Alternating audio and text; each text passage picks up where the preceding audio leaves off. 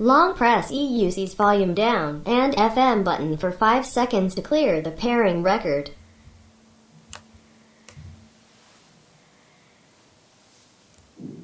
Turn on.